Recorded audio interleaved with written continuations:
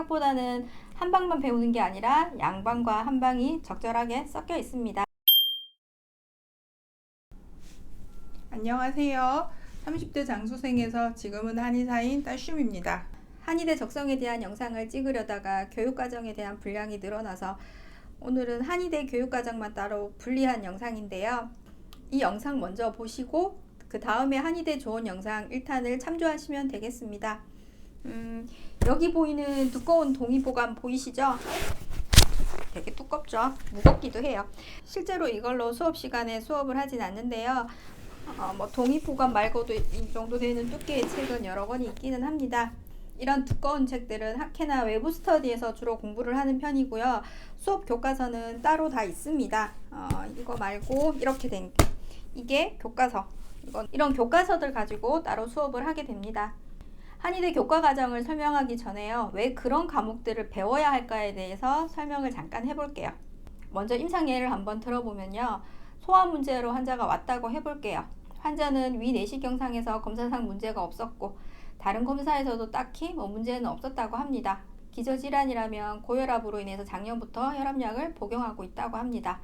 그럼 여기서부터 한의사는 기본적인 양방 지식도 알고 있어야 합니다. 환자가 어떤 검사를 받았는지, 어떤 진단을 받았는지에 대해서 이해해야 하고 필요한 검사가 있다면 병원으로 다시 보내야 하는 경우도 있습니다. 그래서 진단검사, 영상의학, 양방병리학 등의 양방 과목을 본과 때 배우게 됩니다. 그러면 이제 검사사항 이상이 별로 없다는 환자의 불편한 사항에 대해 구체적으로 한번 접근해 봅시다. 여러 가지 문진도 해보고 복진과 맥진도 시행하게 됩니다.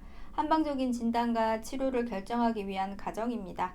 그래서 한방병리, 진단학, 경혈학, 침구학, 처방제형학 등의 한방 과목이 필요하게 되겠죠.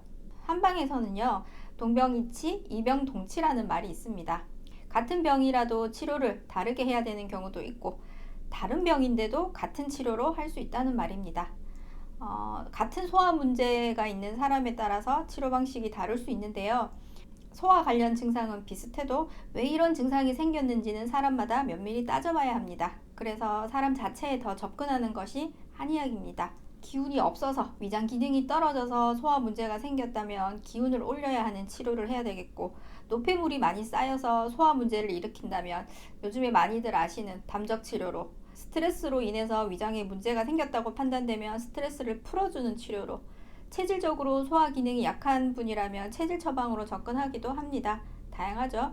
이런 다양한 접근법이 한의학의 장점일 수도 있지만 단점일 수도 있습니다. 밖에서 보면 체계화되어 있지 않다고 볼 수도 있겠지만 치료에 있어서는 합리적일 수도 있습니다. 단순히 소화가 안 된다고 검사상 이상이 없네요 하면서 소화제만 지어주는 것보다는요. 자, 반대로 다른 병이지만 치료 방법이 동일한 경우도 있습니다. 자, 스트레스를 너무 많이 받았는데 어떤 사람은 잠이 안 오고 또 어떤 사람은 소화가 안 되고 증상은 다르지만 이분들은 모두 스트레스 때문에 병이 생긴 거죠. 그러면 이분들은 모두 스트레스를 풀어주는 방식으로 치료를 하면 좋아지겠죠.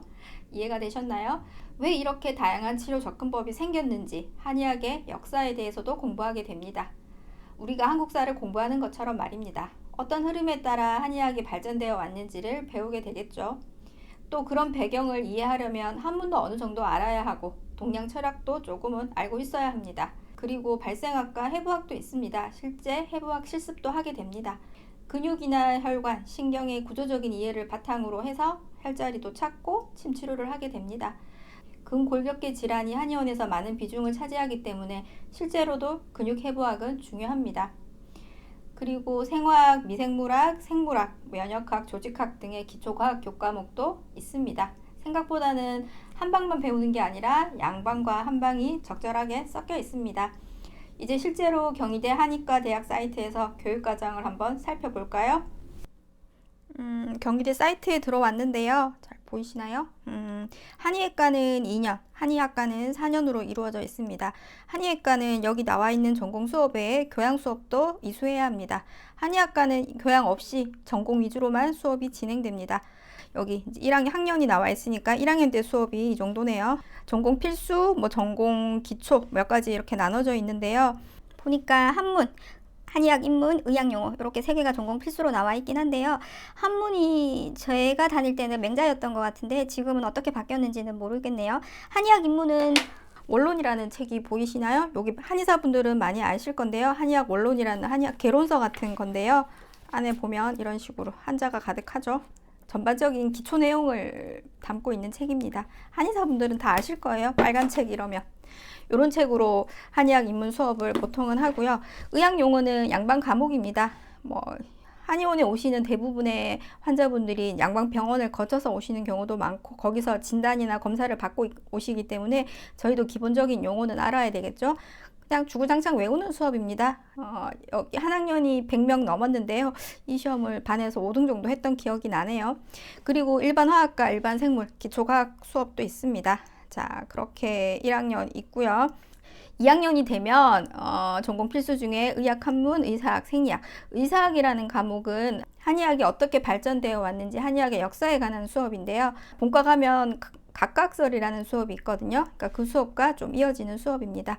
의학 한문은 본과 가면 원전이라는 수업과 이어지긴 하는데요. 의학 한문은 저도 정확하게 기억은 안 나는데 한의학의 고전서에 관해서 조금 공부하는 수업이었던 것 같고요. 중국어는 개인적으로 제가 중국어를 못해서 이 수업은 좀 별로 안 좋아했던 기억이 나네요. 그리고 생리학 수업도 있고 생화학 수업도 있고 실습은 1학년 때도 여기 보면 실습이 있죠. 한 조에 한 4-5명 정도씩 해서 실습을 했던 것 같습니다. 본과 1학년 올라가면 해부학 수업이 있는데요. 그 전에 발생학 수업도 이렇게 있고요. 의학기공학. 본과 1학년 가면 이제 본초 수업이 따로 나오긴 하거든요. 그 전에 개론처럼 배우는 수업인 것 같습니다. 본과 2학년 1학기 때는 중국어 회화가 있었고 2학기 때로 가면은 중국어가 빠지고 대신 의학 통계학이 나옵니다. 개인적으로 통계를 안 좋아해서 이 수업도 제가 좋아하진 않았습니다. 그리고 여기 보면 전공 필수 말고 전공 선택이라는 수업이 종류별로 되게 여러 가지가 나오거든요. 보면 동의보감, 분자생물학, 의학유전학 요런 과목은 제가 못 봤는데 제가 다닐 때랑은 구성이 조금 달라지긴 했는데요. 전공 선택은 자기가 관심 있는 분야를 선택해서 특강처럼 듣는 수업입니다. 일주일에 한 번씩 수업을 하는 거고요. 한 저녁 7시부터 밤 8시나 9시까지 한두 시간 정도 수업을 하는 특강 느낌의 전공 선택 수업이고요. 그리고 이제 한의대 교수님들이 수업을 하시기도 하지만 외부에서 한의원을 하시거나 아니면 한방병원을 하시는 분들이 와서 수업을 직접 해주시기도 합니다. 그러면 이제 본과 1학년으로 가볼게요. 한의학과. 이제 본과 1학년 때 수업이 이제 전공이 점점 많아집니다. 여기가 1학년이면 쭉쭉쭉 가죠. 수업이 많아졌죠. 전공 수업이 이제부터는 좀 빡셔집니다. 예과 1, 2학년 때랑 본과 때는 갑자기 전공이 많이 늘어나기 때문에 좀 힘들어지긴 합니다. 자, 본과 1학년 때 제일 메이저 수업이 해부학이고 그 다음에 본초, 그 다음에 원전이라는 수업입니다. 요 세 개가 제일 빡시고 본과 1학년에서는 제일 메이저 수업이긴 한데요. 해부는 일단 외울 것도 많고 해부학 실습 자체가 카데바 가지고 실제 해부를 하기 때문에 실습 자체가 좀 많이 힘듭니다. 여기서 말하는 병리는 한방 병리 수업을 말하는 거고요.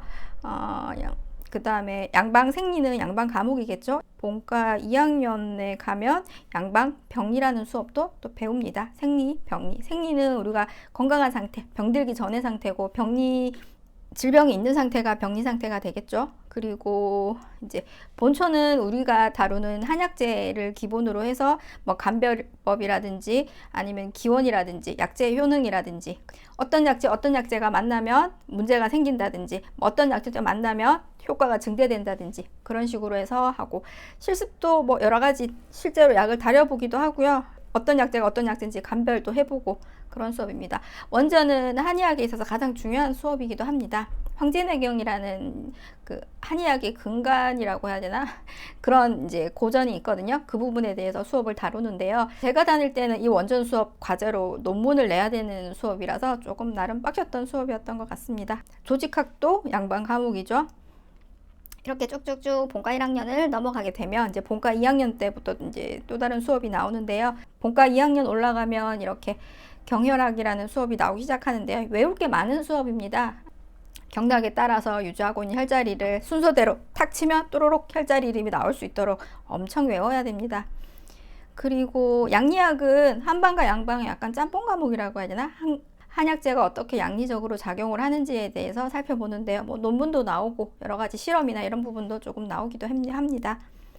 그 다음에 처방제형학, 그러니까 한약 처방에 대해서 많이 다루는 과목인데요. 이 과목도 조금 빡십니다. 외롭게 많아요. 실제로 한약 처방이 약재 구성이 어떻고 효능이 어떻고 어떤 사람에게 쓸 수 있고 뭐 용량은 어떻고 뭐 이렇게 해서 구체적으로 다 외워야 되는데요. 주로 다 한자로 외워야 됩니다. 저 때는 그랬는데요. 한자로 외워야 되는 양도 많고 실제로 답안지에도 다 한자로 써서 내야 되기 때문에 시험 칠 때도 많이 힘들었던 수업 같습니다. 그리고 상한론도 실제로는 한의학에 있어서는 중요한 과목이거든요.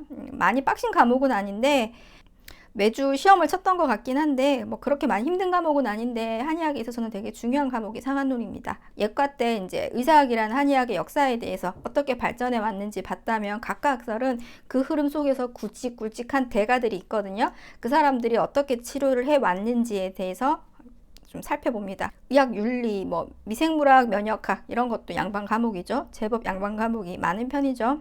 한방 과목만 실제로 배우지는 않습니다. 실제 한의원에 오시는 환자분들도 양방 병원에서 다 들렸다가 오시기 때문에 저희들도 기본적으로 양방 지식을 웬만하면 다 알고 있어야 하거든요. 법규, 의료법이나 이런 부분에 대해서 나와 있는 거고요. 양방 진단학이라는 수업도 있죠. 저희가 실제로 이런 과목을 통해서 환자분들이 다른 병원에서 진단을 받고 왔을 때 기본적으로 저희도 어느 정도 알고 있어야 되니까 이런 과목도 있는 거고요. 여기 보면 법의학이라는 수업이 있죠. 뭐 우리가 자주 보는 그 아래에서 시체 거만하고 거기에 관련된 수업인데요. 한의대에서는 필수적인 과목은 아닐 수도 있는데요. 제가 다닐 때는 그 아래 종종 나오시는 서울대 법의학 교수님 유성호 교수님이 나오셔서 수업을 해주셨거든요. 제 입장에서는 조금 재밌었어요. 막 열의를 가지고 수업을 들었던 건 아닌데요. 남자애들이 많이 좋아하더라고요. 그래서 저희 학년뿐만 아니라 전학년 대상으로 특강도 해주시고 해서 제법 인기가 있었던 교수님이었던 것 같습니다. 수업은 되게 잘해주시고 재밌었어요. 사건 얘기도 조금씩은 해주셨기 때문에. 본과 2학년 때 여기 보면은 사상의학 수업이 있죠. 사상의학 자체는 기존의 한의학 관점이랑 또 다른 이론 체계라서 조금 또 어렵습니다. 그러니까 일반인들은 사상 체질 그러면 재미있어 하는데요. 저희가 배우기에는 새로운 이론 체계로 만들어진 학문이라서 조금 접근하기가 초반에는 어려울 수도 있습니다. 종양학이라는 수업도 생겼네요. 저희 때는 없었는데 요즘에 암 환자분도 많이 늘고 또 한방치료 자체도 예전에 비해서는 많이 대두되다 보니까 수업에 들어간 것 같습니다. 자, 이제 본과 3학년이 되면요. 과별로 나눠져요. 간신, 비폐신, 그러니까 5장을 기준으로 해서 나눠지고요. 그 다음에 침구학, 부인과, 소아과, 뭐 피부, 안이비 이런 식으로 많이 나눠져 있는 이유가 실제로 한방병원에 가면 이렇게 과가 나눠져 있습니다. 이제 한의학에서는 사람을 이제 전체로 보기 때문에 과를 나눌 필요는 없긴 하지만 요즘에는 많은 환자분들이 양방병원을 갔다 오시기 때문에 그 체계를 조금 맞춰줄 필요가 있어서 이렇게 과를 나누는 것 같습니다. 이렇게 과별로 수업을 듣게 되고요. 추나 같은 경우에는 수업이 있기는 하지만 이 수업만으로는 임상에서 바로 추나를 적용시키기는 힘듭니다. 그래서 따로 학회나 뭐 수업을 통해서 조금 더 들어야 이제 임상에서 적용하기가 좋습니다. 그 다음에 영상의학은 실제로 저희가 뭐 엑스레이, 초음파, 뭐 CT, MRI 이런 부분에 대해서 기본 지식이나 사진 가지고 좀 배우는 과목인데요. 자생 같은 큰 한방병원인 경우에는 거기서 이제 근무하시거나 수련하시는 분들은 환자분들의 어떤 검사, 환자분들의 뭐 CT나 MRI 주로 많이 보기 때문에 거기서는 좀 많이 쓰이니까 많이들 잘 아시겠죠. 그러니까 저희는 그냥 기본적인 지식만 잠시 배웠던 거고요. 그 다음에 환자분들이 이제 다른 데서 혈액 검사, 뭐 소변 검사 여러 가지 검사를 받고 오시기 때문에 그 검사에 대한 기본적인 내용도 저희도 알고 있어야 되기 때문에 진단 검사학이라는 수업도 들어가 있고요. 응급의학도 기본적으로 뭐 저희가 처치를 해줄 수 있는 거나 아니면은 위급한 상황인지를 파악해야 되는 경우 이런 수업도 들어가 있고요. 진단학이라는 수업이 한방 관련된 진단학인 것 같습니다. 아마 맥진이나 이런 부분에 대해서 파악할 수 있는 수업인 것 같습니다. 그 다음에 이렇게 보면 똑같이 본과 3학년 2학기도 똑같이 넘어가고요. 본과 4학년이 되면 실제적으로 수업을 받지는 않고요. 본과 3학년처럼 이렇게 과별로 나눠진 상태에서 병원 실습을 돌게 됩니다. 조별로 한 조에 뭐 몇 명씩 조를 짜서 이제 병원 실습을 1학기 때 동안은 이제 과별로 병원 실습을 돌게 되고요. 그 다음에 2학기 때는 이제 국시 준비를 하면서 본과 4학년 1년을 마무리하게 됩니다. 그리고 여기서도 보면은 이제 전공 선택이라는 과목이 또 나오죠. 예과 때랑 본과 때랑 구성이 조금 다른데요. 여기서 보면 동시기혈론 수업도 재밌어요. 제가 들었을 때는 인기가 있었던 수업이고요. 사암침법, 동의보감도 인기가 있었고 의학인문도 생겼네요. 그 다음에 한방음악치료도 인기가 있었고 종양학 수업은 새로 생겼네요. 사상도 인기가 있었고요. 맥진 수업도 생겼네요. 저희 때는 없었는데 맥진 수업도 인기가 많겠네요. 한방 피부 미용은 뭐 동안침이나 얼굴의 매선 관련해서 실습도 하는 수업이라서 이것도 인기가 많았던 것 같네요. 면역 약침도 새로 생겼네요. 실제적으로 한의원에서 루틴으로 많이 사용되는 약침이라서 이렇게 들어온 것 같네요. 그리고 분자 생물학, 뭐 의학 유전학 다. 도침도 최근에 많이 인기가 있는 한방요법이라서 전공 선택 수업에 들어와 있네요. 예전에 비해서는 실제적으로 임상에 도움이 되는 과목이 많이 들어와 있는 것 같습니다. 이렇게 교과 과정을 보니까 옛날 학교 다닐 때 생각도 나고 그러네요. 제가 다닐 때랑은 조금 과목이 바뀐 것 같기도 하지만 기본적으로 양방과 한방 과목이 적절히 배합돼서 그래서 여러분들이 보시기에는 한방 과목만 있는 게 아니라 양방 과목도 일정 비율이 있는 편입니다. 보니까 옛날 생각이 나네요. 학교 다닐 때가 저는 더 좋았던 것 같은데. 자, 이렇게 한번 살펴봤습니다. 감사합니다.